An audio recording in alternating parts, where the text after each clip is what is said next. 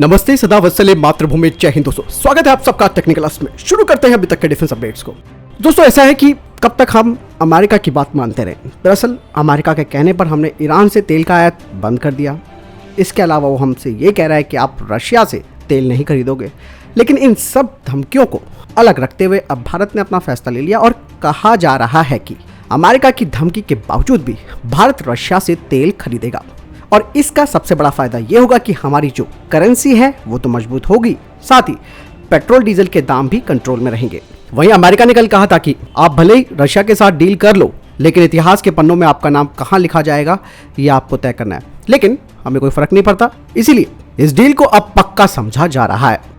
इस Russian crude deal में सबसे खास बात यह है कि तेल का भुगतान डॉलर की जगह भारतीय रुपए और रूसी रूबल में किया जाएगा, और जो क्रूड ऑयल को भारतीय पोर्ट तक भेजने में शिपिंग और इंश्योरेंस की जिम्मेदारी है उसे रशिया उठाएगा। वहीं कुछ एक्सपर्ट्स ये भी कहते हैं कि इस छूट का फायदा भारत को उठाना ही चाहिए, क्योंकि सबसे बड़ी बात यह है कि रशिया छूट के साथ शिपिंग और बीमा खर्चा भी उठा रहा है। अगर 20% डिस्काउंट में मिलता है तो ये दिसंबर की क्रूड कीमतों के बराबर होगा। रूस अगर अच्छी क्वालिटी का क्रूड ऑयल देता है तो आयात $3 अरब से बढ़कर $10 अरब तक किया जा सकता है। इससे क्रूड आयात की औसत लागत घटेगी और कुछ महीनों से पेट्रोल डीजल के दाम ना बढ़ने से कंपनियों पर बना दबाव भी कम होगा, क्योंकि जैसे मैंने कहा कि ये सौदा डॉलर में नहीं हो रहा, इसीलिए हमारी निर्भरता में भी इसमें कमी आएगी। दोस्तों इस सौदे का जहां एक तरफ फायदा है तो कई चुनौतियां भी हैं, जैसे रशिया हमें किस रूट से क्रूड ऑयल भेजेगा, रुपए रूबल में लेन देन का प्रोटोकॉल क्या होगा।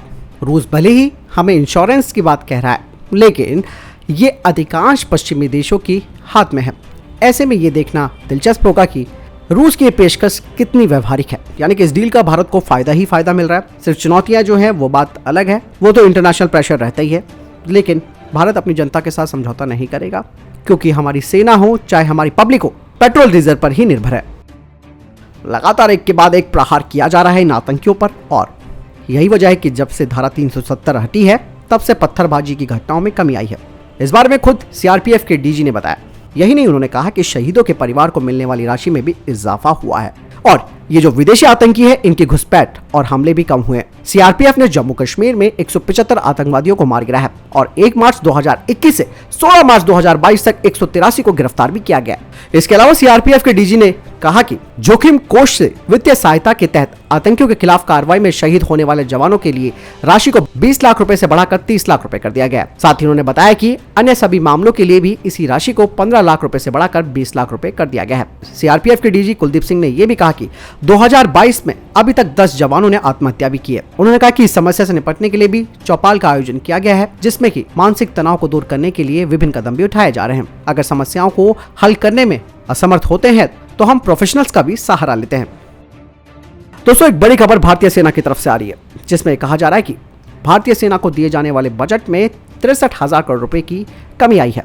जहां एक तरफ चाइना सर पर खड़ा है, वहीं पाकिस्तान बार बार सर उठाता रहता है। ऐसे में जहां हम अपने सशस्त्र बलों को मॉडर्नाइजेशन करने की बात कर रहे हैं, तो वहीं सैन्य बलों के आधुनिकीकरण के लिए ये कहा गया है कि 2022 से 2023 के लिए दिए जाने वाले बजट में 63,000 करोड़ रुपए की कमी आई है।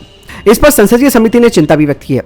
सेना को केवल 32,115 करोड़ रुपए मिले हैं, और उन्होंने 46,844 करोड़ रुपए की आवश्यकता का अनुमान लगाया था। वायुसेना को 85,323 करोड़ रुपए के बजाय 56,852 करोड़ रुपए मिले हैं। वहीं नौसेना को 67,623 करोड़ रुपए की बजाय 47,591 करोड़ रुपए दिए गए हैं। इसके अलावा वेतन और डे टू डे की जो ऑपरेशन लागत है उसमें भी कमी दर्ज की गई है। तो कुल मिलाकर ये कहा जा रहा है कि रक्षा सेवाओं के लिए 4.87 लाख करोड़ रुपए के अनुमान के मुकाबले 3.85 लाख करोड़ रुपए आवंटित किए गए हैं। समिति ने संसद में पेश की गई रिपोर्ट में कहा है कि रक्षा मंत्रालय को वित्त मंत्रालय से अनुमति राशि में कटौती नहीं करने के लिए कहना चाहिए, क्योंकि इससे योजनाओं और गतिविधियों का पूर्व मूल्यांकन होता है, जिसका मतलब यह है कि ऑपरेशन की तैयारियों से समझौता करना। इसका उद्देश्य आधुनिक मशीनों को शामिल करना होना चाहिए, जो युद्ध के परिणाम को हमारे पक्ष में झुकाने और हमारे देश की क्षमताओं को बढ़ाने के लिए अनिवार्य है। वास्तव में तीनों सेवाओं में से किसी को भी 2016-2017 से अनुमानित राशि आवंटित नहीं की गई है।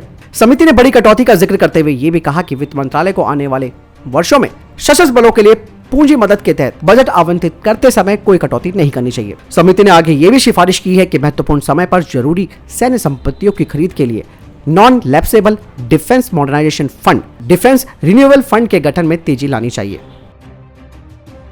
सेना प्रमुख जनरल एमएम नरवणे जी ने एक कार्यक्रम के दौरान कहा कि उरी और शेरशाह जैसी कॉम्बैट फिल्मों ने युद्ध क्षेत्र की चुनौतियों और बलिदानों को जनता तक पहुंचाया। भारतीय सेना के चीफ ऑफ स्टाफ ने कहा कि भारतीय फिल्म उद्योग का सशस्त्र बलों के साथ एक मजबूत रिश्ता भी है। अपने भाषण के दौरान उन्होंने आगे बताया कि एक अच्छी फिल्म दर्शकों का मनोरंजन, ज्ञानवर्धन और कई तरीके से उन्हें प्रेरित करती है। रूस और यूक्रेन के बीच जंग जारी है। ऐसे में रशिया ने एक लाइटनिंग हाइपरसोनिक न्यूक्लियर मिसाइल का फुटेज जारी किया।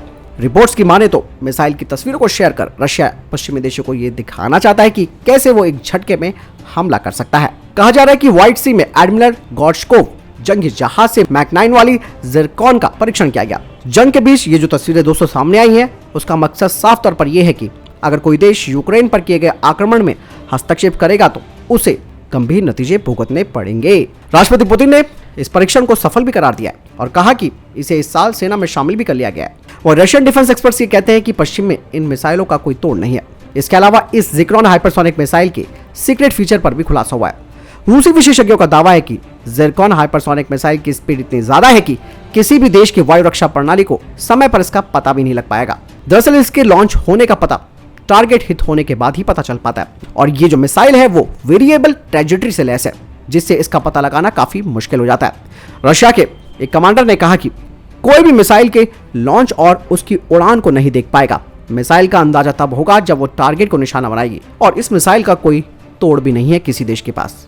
खुद पुतिन भी इस बात को बोल चुके हैं कि हमारी जो ये नई मिसाइलें हैं जो समुद्र से समुद्र और जमीनी ठिकानों को निशाना साध सकती है, इसके परीक्षण पूरी तरह से सफल हो चुके हैं और ये रशिया के लिए एक बड़ी उपलब्धि है और ये व्लादिमीर पुतिन का सबसे पसंदीदा हथियार भी बन गया है। हालांकि इसकी रेंज 650 मील के आसपास है, लेकिन कुछ एक्सपर्ट्स कहते हैं कि इसकी जो रेंज है वो 930 मील तक हो सकती है और ये मिसाइल 11,000 किलोमीटर प्रति घंटे की रफ्तार से लक्ष्य को निशाना बना सकती है। रशिया ने इन मिसाइलों को अपने युद्धपोतों पर तो तैनात कर दिया, लेकिन अब पनडुब्बियों में भी इन्हें तैनात करने जा रहा है। दोस्तों, अमेरिका वो अमेरिका नहीं रह गया जैसे पहले था। अब उसकी ताकत लगातार कमजोर होती जा रही है। ऐसे में अब वो संगठन पे संगठन बना रहा है, कभी ऑकस तो कभी क्वाड। अब उसने एक और संगठन बनाया है जिसमें उसने 8 देशों को अपने साथ मिला लिया है, जिससे कि वो रशिया को घेर सके। बता दें कि 8 देशों ने ये जो ग्रुप बनाया है वे रूसी अरबपति, जिन्हें की ओलिगार्क कहा जाता है, उनकी संपत्ति जब्त करने के लिए इसे एक टास्क फोर्स के रूप में गठित किया गया है। इस संगठन में America, Britain, Canada, France, Japan, Australia, Germany और इटली शामिल है। अब इन देशों में रूसी अरबपतियों की संपत्ति जब्त की जाएगी। अमेरिका के ट्रेजरी डिपार्टमेंट के मुताबिक डिपार्टमेंट के सीनियर अफसरों ने Australia, Canada, Germany, France, Italy, Japan, Britain और यूरोपीय यूनियन के प्रतिनिधियों के साथ मुलाकात की है। इस दौरान रूसी ओलिगार्क टास्क फोर्स के गठन पर बात हुई। सबसे पहले टास्क फोर्स की घोषणा 26 फरवरी को की गई थी। इस ग्रुप के सभी सदस्य अपने देश में ओलिगार्की के खिलाफ दर्ज बैन, प्रॉपर्टी फ्रीजिंग और क्रिमिनल केस से लेकर जानकारी एक दूसरे को साझा करेंगे। इससे पहले अमेरिका के राष्ट्रपति जो बाइडेन ने 2 मार्च को अपने पहले स्टेट ऑफ द यूनियन संबोधन में रूसी अरबपतियों के यार्ड, लग्जरी अपार्टमेंट और निजी जेट को जब्त करने के लिए एक स्पेशल टास्क फोर्स के गठन का ऐलान कर दिया था। तो दोस्तों, ये थे अभी तक के टॉप डिफेंस और स्पेस अपडेट्स। वीडियो के संबंध में कोई प्रश्न, जवाब है, आपका कोई सवाल है, कमेंट सेक्शन में लेकर जरूर पूछ सकते हैं। मिलता हूं वीडियो के साथ। चैनल सब्सक्राइब करना ना भूलिएगा, लाइक भी जरूर कीजिएगा, शेयर भी जरूर कीजिएगा। जय हिंद, वंदे मातरम।